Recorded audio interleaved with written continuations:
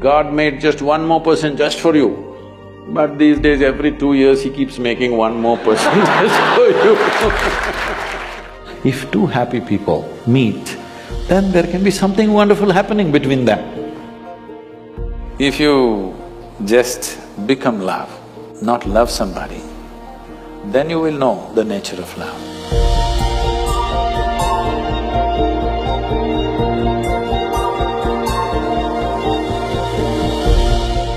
How do you know that the person you are with is the right person for you? Oh, popular, huh? It once happened. Shankaran Pillai was at the family dinner, and when everybody settled down for dinner, he stood up at the table and announced, "I am going to marry Lucy, who's just across the street."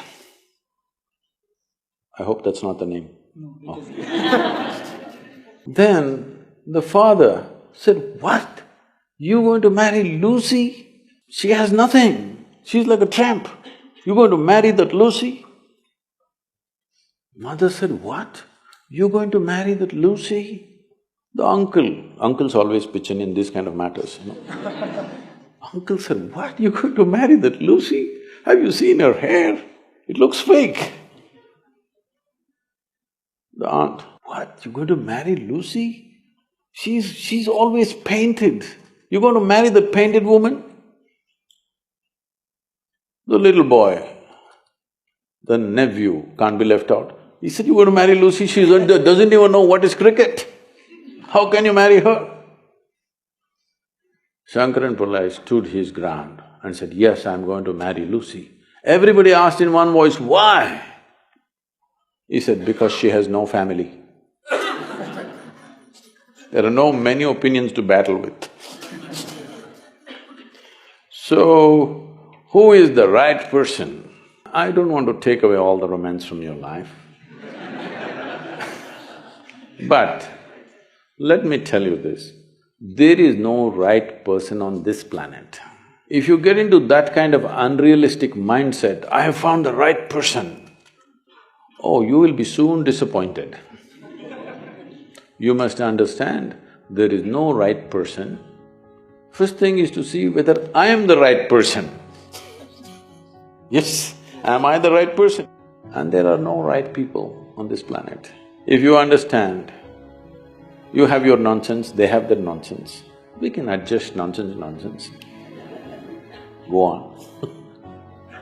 First and foremost thing is, you bring yourself to your place where your experience of life is just pleasant by yourself.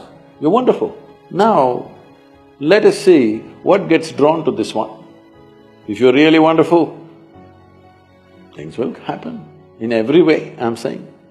And this whole thing is an American thing, that there is a soulmate somewhere. God made just one more person just for you, but these days every 2 years he keeps making one more person just for you. Obviously, God is making too many mistakes with you. See, body needs a mate, understandable. Maybe psychologically also you need a mate, understandable. Emotionally you need a mate. A soul cannot need a mate. So soul doesn't need a mate, nor was some person made perfectly for you, okay? If you invest a deep sense of involvement, something wonderful may happen. It's because of your involvement, not because the other person is fantastic. No. Even if you choose a fool, actually it's easy that way. If they're not stupid, why would they come to you first of all? No, I'm just being nasty. So, even if you choose a fool, it doesn't matter. If you involve yourself, it can turn out very beautiful. You chose the smartest person in the universe, it could be a disaster. So, do not think in terms of, whatever this made for each other nonsense. No, you choose the opposite actually. But after some time, after a little bit of time, you slowly start expecting they're just like you. This is a serious mistake. Because if one more person becomes just like you won't be able to bear with them for 2 days. Nobody is like you, and that's good. Don't look for sameness, not necessary. Because of the difference you tango, not otherwise.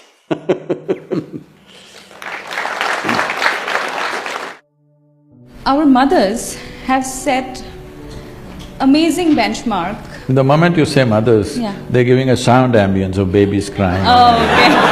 Perfect. That's the halo effect, I think. Yeah. So they've set quite a big benchmark of being an ideal wife. However, I, or girls of my generation, feel that we cannot be as good as wife our mothers have been. So should I feel that I am falling short in my personal life, or should I feel that I'm not giving enough justice to my marriage once I'm married? How should I feel about this? You know, our center in the United States is in Tennessee. Tennessee is a little one kind of state, okay? Mary Makowski, that's not Romanian, right? No. Mary Makowski got married. And after their honeymoon, they came home and she threatened him that she's going to make a dinner all by herself. I'm sorry, she said she'll make dinner for the new husband. And husband came home from work and she served the dinner and he put it in his mouth and slowly he was chewing on it and went into profound thought. Then she was very excited about this dinner and she said, "There are only two things my mother taught me how to cook, the meatloaf and the apple pie." Then he looked at her and said, "Darling, which one is this?" So, your mother, your grandmother, how they made good wives? Largely it was believed the way to a man's heart is through his stomach. Now today your husband will call Uber Eats and whatever, Quick Picks and this and that and Swiggies and whatever, all right? So, you can't make a good wife based on how your grandmother became a good wife. You can't become a good wife based on how your mother became a good wife. Situations have changed, expectations have changed. It's not in the stomach anymore. For some it's gone up into the head, for some it's gone further south. Yes? So, you don't do that.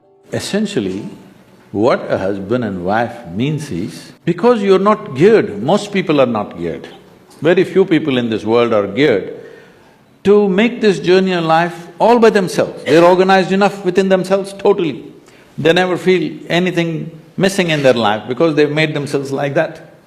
But most people need somebody else to lean on. Either emotionally, psychologically, there are needs in a human being, physical needs, psychological needs, emotional needs, maybe social needs, economic needs, variety of needs. To fulfill these needs, you want to find one person that you can depend on. Because it's very difficult even to find one person with whom you can share everything that you have, your body, mind, emotion and works. So this is the idea. Formalizing it is so that every time you get some little friction, you don't fall apart, so little tying up so that things don't fall apart very easily, all right? Nothing else. The biggest mistake humanity made was, they started saying marriages are made in heaven, that's why it's such a mess. No, it's done here. If you see, marriages are made between us and we took responsibility for who we are, we could have made it work, but the damn thing is made in heaven. Not suitable here, it's because it's alien stuff. Everything is a mess because you think it's made elsewhere by somebody else. If you understand it's made by you for your well-being, to fulfill your needs and your purposes so that you can go through this journey of life with least amount of trouble and friction, then you would handle it more responsibly, isn't it? and according to contemporary needs, not how your grandmother did her marriage. You can't do it that way because expectations and situations have completely altered themselves. So, if you hold somebody who is your friend and who is your need, you must understand. You are in this relationship because you need. Maybe the other person also needs, but that's from their side. As far as you are concerned, you made this relationship because you need it badly, isn't it? If you understand and you're always grateful for this, that somebody is fulfilling all your need, you would handle it well. You wouldn't make a misery out of it. But now you think somebody else needs you, then you will make a mess out of it. You understand, you need it. Well, the other person also needs to understand he needs it. Now there is a cohesion. If you think, oh, you need me, so I'm going to exploit you. No, this is not about you squeezing happiness out of somebody or they squeezing happiness out of you. If two happy people meet, then there can be something wonderful happening between them. But you are a misery and you think somebody else should be the source of your happiness, well, it'll multiply. In this materialistic age, the real feeling of love is disappearing from our life. Most of the love we receive from others and express to others is superficial. How can we reinforce the real feeling of love in our own life and in others? Forget about others. If you learn to be loving by your own nature, not because of somebody else or something else. I know the question is coming from Facebook, there's an enormous possibility. You can even love those people who don't even exist. So I'm saying it's a tremendous possibility. So, if you just become love, not love somebody, then you will know the nature of love. If you love somebody, it's a fickle happening, because no human being will happen 100% the way you want them. Every human being on this planet is going to disappoint you, believe me. Not because they'll do something wrong, because nobody can fulfill the unrealistic expectation you have of them. It's simply not possible. Have you been able to fulfill anybody's expectation, I'm asking you, entirely? Partially, but never entirely, isn't it?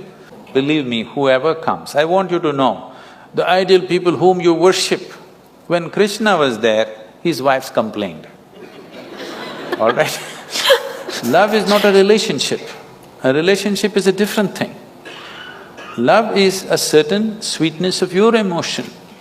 Whether you look at a tree, or a dog, or a man, or a woman, or a child, or just at the sky, why can't you look at it lovingly? Because it's not about loving the sky, it's about the sweetness of your emotion. If your emotions are sweet, whatever you look at it in a certain way. Right now you have nasty emotions, whatever you look at it in a different way. So you have always associated love with somebody. No, this is not about somebody. Love is not something that you do, it is something that you can become. If you're willing, you can become love, you can make your emotion into a very sweet space. If you make your body very pleasant, it becomes pleasure. If you sit here, it can be great pleasure, just sitting here and breathing. If your mind becomes pleasant, we say this is joy. If your emotions become pleasant, we say this is love. If your very life energies become pleasant, we say this is blissfulness, this is ecstasy. If your surroundings become pleasant, we call that success. Now you're calling your success with somebody as love, that's a mistake. You have a success story with somebody, you're calling that love. No, that is actually success, because that needs lots of management. But for you to be loving, there is no management. If you just make your emotions sweet, your emotions are sweet and it's beautiful to be like this. It's not about anybody. If somebody comes, we can share it. If nobody comes, you can sit here with your eyes closed and still be loving, what's the problem? It is not about somebody, it's not an action, it is not something that you do, it is something that you can become.